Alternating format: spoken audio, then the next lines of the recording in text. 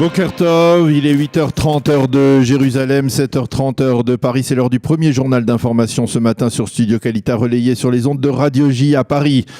La Convention internationale de Varsovie sur le Proche-Orient et en particulier sur l'Iran s'est clôturée hier soir, mais en marge de ces travaux, on peut parler ce matin de crise ouverte entre Israël et la Pologne. En effet, les Polonais auraient été particulièrement furieux de tant d'entendre les propos tenus par le Premier ministre israélien Benjamin Netanyahou, propos selon lesquels, selon M. Netanyahou, les Polonais auraient collaboré avec les nazis durant la Shoah. À la suite de ces déclarations, le Premier ministre polonais Mateusz Morawiecki envisage d'annuler sa participation à la Convention des pays de l'Union de Visegrad qui doit se tenir la semaine prochaine en Israël. Le président polonais Andrzej Duda a rédigé un tweet dans lequel il appelle à l'annulation de cette convention la semaine prochaine donc en Israël et à sa tenue en Pologne, et s'il s'est avéré bel et bien que M. Netanyahou a tenu ces propos, les propos qui lui sont reprochés donc par les dirigeants polonais. Justement, à ce sujet,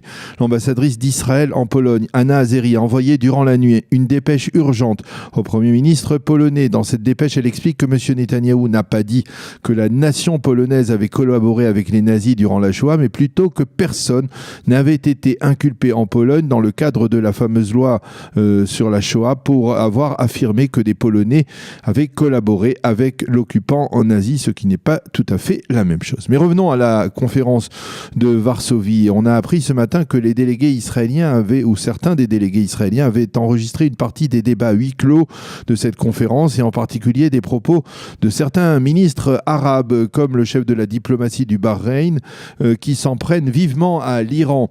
Dans le film diffusé, on voit ce dernier, Mohammed al-Khalifa, déclarer, je cite, « Nous nous sommes habitués à considérer le conflit israélo-palestinien comme le dossier proche-oriental le plus important, mais nous avons compris qu'il y avait un défi plus important encore, l'Iran et son régime néofasciste. » Le chef de la diplomatie du Bahreïn a également déclaré que sans l'argent empoisonné des Iraniens, je le cite encore, nous aurions été bien plus proches d'un règlement du conflit avec l'État d'Israël. Réaction de Tzipi Livni à ces révélations, en tout cas au fait que les Israéliens aient pu filmer ou en tout cas enregistrer ces déclarations. Il s'agit là d'enregistrements diffusés pour des motivations purement électorales, a affirmé Tzipi Livni, et c'est une chose qui est inadmissible et inacceptable selon la présidente du parti Atnoua.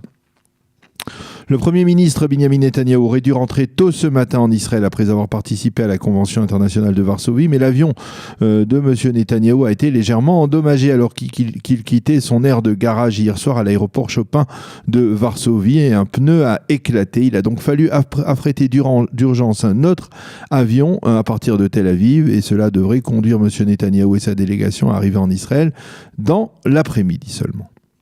Le député Meretz Ilan Gilon est arrivé en tête des élections primaires du parti d'extrême gauche qui se sont tenues hier. C'est la 4e fois consécutive qu'Ilan Gilon arrive en tête de ces primaires. Donc il se classe à la seconde place derrière la présidente du parti Meretz, Tamar Zandberg, qui est la tête de liste de cette formation aux prochaines élections.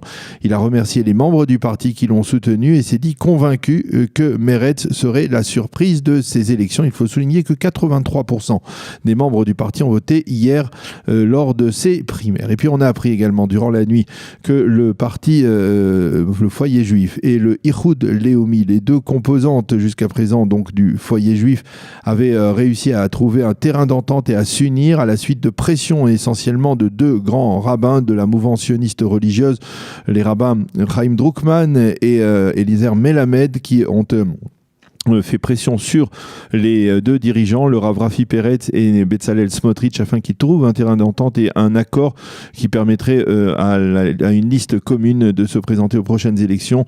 Une liste qui, jusqu'à présent, ne franchissait pas le seuil d'éligibilité. Finalement, hier soir, vers minuit, un accord a été trouvé, un accord qui permettra d'offrir une parité quasi totale entre les deux formations, c'est-à-dire le foyer juif du Rav Rafi Peretz et le Ihoud Leumi de Betzalel Smotrich, et que en cas de formation, de participation de ce parti dans la prochaine coalition gouvernementale ou dans le gouvernement, eh bien c'est Betzalel Smotrich qui obtiendrait le portefeuille le plus important.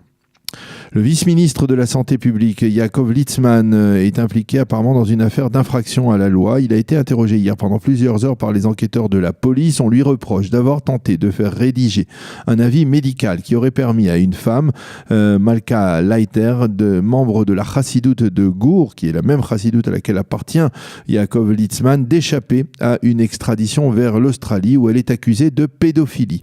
Litzman se défend formellement d'avoir enfreint la loi. Il a affirmé aux enquêteurs qu'il avait tenté d'aider cette personne comme il en a aidé d'autres. La procédure, mais donc selon la loi, la procédure d'extradition de Malka Leiter dure depuis plusieurs années. Ses avocats ont tenté de prouver qu'elle n'était pas saine d'esprit et donc elle ne pouvait pas être extradée. Apparemment, Litzman aurait donc tenté de trouver un psychiatre qui puisse confirmer, c'est dire.